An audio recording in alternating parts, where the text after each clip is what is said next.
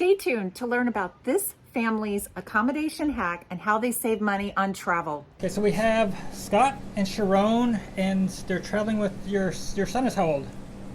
17. 17, and how about this little guy? This guy is 13. And that's Stark. That's Stark. You guys originally came from where? Well, from Houston is when we began our journey. Yes. Yeah. And you've been traveling for how long at this point? 3 years if you count a long stay in Israel. And a year now as slow travelers, I guess, is the key point. Nice. Okay. And so where have you been? You left after a year or so in Israel, then you went to where on your We journey? went to Italy first. Italy? Yes. And We went to Rome, which was wonderful. We were there for 10 days. And then we traveled by train down south all the way to Sicily. Train and a ferry, too. And you used, and the dog was with you on the train. Yes, he Wonderful. was with us and all the Airbnbs and the whole experience. And all the trains. do you find doing the public transportation with Stark that most places you're going so far have been dog friendly in that respect? Yes, definitely. And you see people traveling with their dogs in Rome. It's very common. Everybody has a dog. Entering into every kind of store you can Fashionable. imagine, grocery stores and clothing stores, and pets are just Yeah, part of the everywhere. scene. Dogs Love are it. everywhere. So I'm going to backtrack a little bit because now you're traveling with your teenage son, Yes. and you took him on the road full time. What's going on with education when you travel with a teen? Scott? Well, we were homeschoolers pretty much from the start, and so we were used to taking care of our son's education in that way. And in fact, I operate a homeschooling business, and so this is So you do a homeschooling business. right, and it's online, and so therefore I clearly can do it anywhere in the world. And in fact, I still continue to teach. My clients are mostly in the U.S., and I continue to teach wherever we go. The time zones can be a little tricky depending on where you're located, but I teach in the evenings. My students are, having lunch at the time, but that's fine. So we've got families that are watching that want to travel or are traveling, looking for educational resources. So you're teaching online. Are you teaching for a company, or is this your own business? It's my own business. I have a partner, and it's called Knowable World. It used to be called History at Our House, but we're just changing over now. It's going to be called Knowable World. Is that And KNOWABLE? That's it. Yes. Okay. Is it so? So it's a history and social studies program, I guess you could say, in a conventional sense. It's a little bit hard to describe in the sense that it's not a really traditional program for students or for people that are interested in that sort of thing. It's not what you would call a classical history program. It's not what you would call social studies either. The approach of Knowable World is to treat history as the revelation and explanation of the world we live in. So it's a method that I developed, and I refer to it as present centrism. And it's been kind of the driving force behind my writing and behind my work as a historian and as a homeschool teacher. I mean, homeschoolers tend to be parents that have something that they can do for themselves or on their own, and then they have a need to get experts for other subjects. There's an on-demand program. It's $50 a month, and there is a live program which is $120 a month, so somewhere in that range. That And sounds yeah, of pretty course, reasonable. we still have, of course, the phenomenon of inflation to worry about, and so that does tend to change. When and why did you decide to leave and pull the plug and move abroad? We decided in 2020, but then we had to wait a year because of the pandemic. But so in 2021, we went to Israel because my dad lived there and he needed our help. So it took me almost 2 years to get him all situated there and kind of solve all his problems. And then we said, okay, now we're ready to do the slow travel. So doing the Schengen Shuffle, doing 3 months in one country, then going in the Schengen zone, and then 3 months out of the Schengen zone. So far we were able to do Italy, Malta, Cyprus, Greece, and now Montenegro, and we're going to Albania next month. So for those of you watching us for the very first time, we hit this topic a lot. The Schengen zone is a group of 29 countries, and what most Americans can think about when they think about Europe. So it's an area that you have to consider as being one country when you're an American. You can only be in the zone if you don't have residency or citizenship somewhere for 90 days out of every 180 days, then you have to leave that zone. So that's why Julie and I, we home base in Montenegro. This is our go-to place, but the Balkan area has Serbia, you've got Albania, Macedonia, and on the other side of the continent, you can go over to the UK, for example, but a lot of Europe is part of what we call the evil empire, the Schengen zone, that limits our time to travel. So it's important to be knowledgeable about that, especially if you're going to be slow traveling. You don't want to find yourself thinking you can spend 90 days in Portugal, then popping over to Spain for 90 days, and then when you leave the zone, you find out you overstayed and you're not allowed back for who knows when. You left Israel, and you've been through the parts of the Mediterranean here on this side, from Italy over to Greece, and now the Albania and Montenegro. What's next on your agenda? Well, we will continue the shuffle. So we're going to go to Albania and then back to Greece. And then Cyprus has really become a favorite of ours. So, and yes. Cyprus is an important location to know about when you're doing the Schengen Shuffle, especially if you like it warm, as we do. And so because it's in the European Union, but it's not in the Schengen zone. That's one of the technicalities about the European Union that can be a little difficult to figure out, is that there are different aspects to it. And so you can be in the Union but not in Schengen. And so that's the thing with Cyprus is useful that way. It's not in Schengen. Thank goodness. And yeah, thank goodness. Yes. I agree. Yeah, it's nice that these little tricks are available, because those are the hacks that you need in order to stay in Europe, because we all want to be traveling through Europe. It's beautiful. It's got so much to offer, but those limits really are irksome, so it's nice. I am actually very appreciative that you remembered or reminded me of Cyprus. It's the country, when I talk about Schengen, that I always forget to mention as an option. And no, Cyprus is not part of Schengen. It's an island, so I think mentally I forget it's there and part of the rotation. But it is a great rotation, especially if you want to be in this side of the Mediterranean. Yes. Not only is it very warm, it's gorgeous, beautiful, so many beaches and scenery, but also very important, the selection in the grocery stores. We found pretty much everything we expected to find. It was And really how is the great. cost of living there? Reasonable? Well, we already have a place lined up for winter that's going to be really cheap. I think it's a house, and it's going to be 500 euros a month. Oh my heavens. But that's because That's an off-season price. Yeah, that's off-season price. Now you're going to Toronto. Do you have a place lined up for Toronto next? Not yet. So as we do the shuffle, we have at times we've been relying on Airbnbs in order to tie us over and find that place with a realtor or some online service to line us up for an apartment for a few months. So that can be a little nerve-wracking. That's one of the things about the shuffle, is that you have to develop your skills in terms of being flexible and knowing how to get into a place, learn about it quickly, and find that temporary home for yourself. Exactly. Location is key when you're going to go somewhere if you want to enjoy it, because if you're in the wrong location, you're in the industrial part of town, it's not going to be a great stay.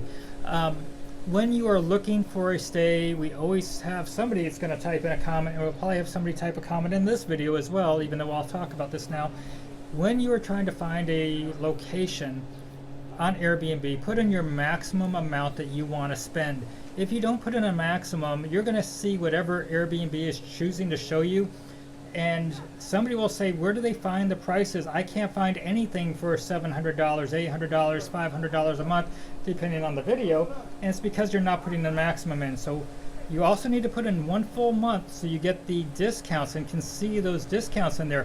If you're looking for 1 week or 2 weeks and you're not putting in the maximum, no, you're not going to see the best prices. So make sure you do that. And don't forget to do your research to look for the location on the map and know the area you're going to before you book, especially for a long stay. So you have almost 3 adults traveling. I mean, in all reality, a 17-year-old is an adult. Absolutely. And they eat more than the average adult does. Yes, yes. So I know people out there are curious. What does it cost you to go out to eat in most places? I mean, as a family or for groceries weekly? What's your average right now? Yeah, so we definitely tend to stay home for the most part. We cook at home, and so yeah, we always need a place that's got at least 2 bedrooms, and so that tends to be a little bit more expensive that way. And you but have a dog. and which we have a knocks dog, out- so knocks that out cre- like more than half of the Yeah, and our teen, properties. he needs his own room. He already like, stay away from me. I need my space. So, because people have shown us 1 bedroom. It's like, here you go. Yeah. No, not good enough. I wanted to say regarding when you were talking about Warren, regarding the Airbnb, we usually do the Airbnb mostly for short stays. For when we get to a place, a couple of nights. We mostly found the longer term for the 3 months through Facebook groups. So usually I get into local Facebook groups, and then the realtors, they find me usually when I say we need such and such, 2-bedroom, furnished, must be furnished, must have small dogs allowed. We're getting to Yeah. that point that we're seeing some of the, or trying that ourselves. The problem that we find, or the nerve-wracking part for us, is we can't really verify through reviews and things like that. So how do you deal with that? So we never close a deal from abroad. We always wait till we get there to see the place, Okay. which can be more nerve-wracking because you have to wait till last minute. But I mean, just in Greece, we found this. We couldn't find anything that really worked for us, and then we found there's a lady. She's a restaurant owner, and she has a few properties, and she showed us something really reasonable in a good neighborhood. But yeah, that was something that Facebook really worked, because that was a realtor, and he was really hungry. He wanted the commission. So And so you just find a Facebook group in the area you're in. You post what you're looking for, and especially with a dog, that makes life a lot more difficult. We can attest to that. When we're talking about the Facebook groups, obviously Julie and I, we have a regular Facebook group and a lot of expats and nomads there, but we also just started our house swap group for Schengen House Swap. So if you own a property somewhere in the world, the idea is that this is not the house swap group for people looking for a 3-day house swap. This is like a month or more. So if you have a home that you want to put on there, whether it's in the United States, Asia, Europe, wherever in the world, and you want to swap out with somebody for a month or more, go to our new Facebook group, WJT Schengen House Swap. WJT for Warren Julie Travel, and of course our traditional large group, Warren Julie Travel. We want you there as well. So on average, you attempt to live under 3,000. You mentioned about 2,500, and you find that this is possible with the 3 of you. That's fantastic. So with your highest month, you're at 3,000, and are you averaging? Well, traveling 3,000? traveling through Italy did tend to get expensive, and so yeah, well, we've 'cause we had learned. 3 months. We had 3 weeks of Airbnb expenses, going from Rome all the way down to Sicily, and all the way, and then a ferry, and still a few Airbnbs in Malta.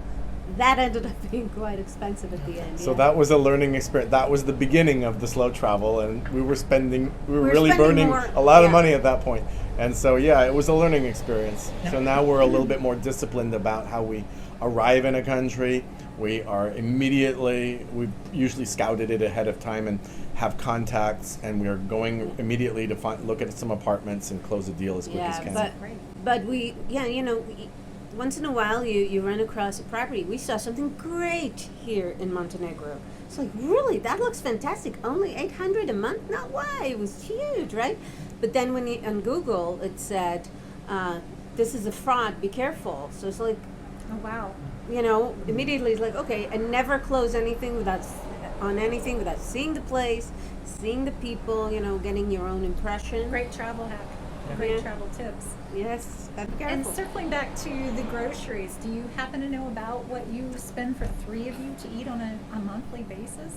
It's somewhere on the order of 1,000 to 1,500, something like that, if I just break down our budget. And that would be restaurants and groceries? Yeah, but mostly groceries. Yeah. When you get down to 3 of them living on less than 3,000, you're really breaking down to like 1,000 a That's person. Yeah. And yeah, so I mean that's a pretty good amount. Now the average couple on Social Security is bringing in about $2,900 a month, so you don't have the extra child along, so you're probably dropping that way down into like the $2,200, $2,300, because not everything will be eliminated from having that third person. Your lodging would probably go down to 1 bedroom needs or a studio versus having a 2 bedroom, and obviously 2 plane tickets instead of 1 or 3. So now you're traveling by plane most of the time? Yes, we are, and we've really been happy, in particular with Aegean Airlines. We're happy to recommend them for anybody that's traveling with a small pet, because you can bring it on board. And the great thing about Aegean is that you can do everything online, and they're very easygoing about everything, it seems. And so we've traveled all throughout the Mediterranean basically using them. I think we used Alitalia the first flight into Europe, and that went all right as well. But really, I can't say enough good things about Aegean. Once we arrived in Malta, the vet there really said that he should get an EU passport as a pet. Good vet. Which we did do, and now we're so glad that we sat down together, because clearly there are some really important challenges relating to that when you are doing the shuffle. So if you want to recommend a video, or if you have more to say about that for everybody, because what you've shared with us has been priceless. He wasn't due for his rabies, but once he got the passport, he had to get a new rabies vaccine. And they put the stamp in and all the information. But you said that there's issues, especially with going to England? Yes, going into the UK, there are definite difficulties. You want to make sure that those vaccines are done inside of the European Union with an EU vet. And you also want to make sure that they have a phone number to that vet on the pet passport when the vaccine is done, any type of vet that is doing it. It is very complicated. The UK is they scrutinize. So those are very important things. If you're going to travel into the United Kingdom with your dog, also look at our blog post on traveling with dogs, because you also need to make sure that rabies titer test is done. Say that you are landing in Greece, you go into Albania, which is considered a high rabies country, you come out, you better have that rabies titer test to re-enter the EU. There's the 3 of you, and do you guys have any history with having any kind of medical needs while you've been traveling at this point? Well, we only had one serious incident where our son sprained his ankle in Italy, and it was a very difficult time for sure. The ambulance came, picked him up, took him to the ER. It turned out that in Italy, when you go to the emergency room, there's never any associated cost. It's free. But of course, you get what you pay for.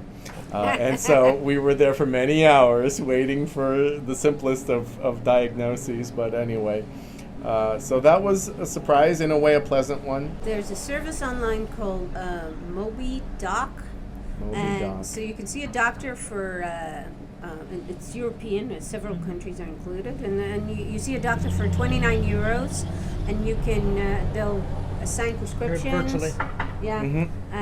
Prescriptions for you, and they can deal with a lot of different ailments like that. And so it's all online. You go on the internet and you do the whole thing. So I used them for one prescription, which was funny because then nobody wanted to see it in the pharmacies. So in Greece and Montenegro, apparently you can just go and pretty much get almost anything without a prescription. And they didn't even ask for one. I'm like, don't you want to see it? No. As a reminder, I am a licensed health and life agent from the United States, and we have quite a few different providers on our website. If you go to warrenjulitravel.com, you can run quotes with Cigna, GeoBlue, IMG, Genki, and Safety Wing. And if you sign up through my links, I will get a commission for that. I will thank you. If you need help, you can email me at warrenjulitravel@gmail.com, and I'll help put a quote together based on what your situation is and your age. And you do not need to be an American to sign up for some of these programs. You know, another thing we're hearing a lot from a lot of people is about safety. How do you feel about your safety in all these places you've been to? I think the only place where we've felt some safety concerns was in Athens, which is, of course, a large city with a lot of migrants today. And there's a lot of politics in Athens that are acrimonious. It's a country that's had trouble with its financial status within the EU. So you have to kind of be aware of whether or not the people there are, what they're going through and what their situation is. And basically, we didn't really encounter any issues. There were a lot of things on the news and that we heard of as we were there, and we were a little bit wary. But in every other place, certainly Montenegro, we've always felt safe.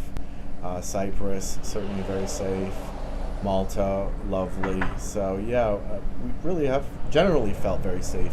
Scott and Sharone, thank you for spending the day with us. We actually had a really great time running around and having a late lunch, dinner, whatever you want to call it, here with you tonight.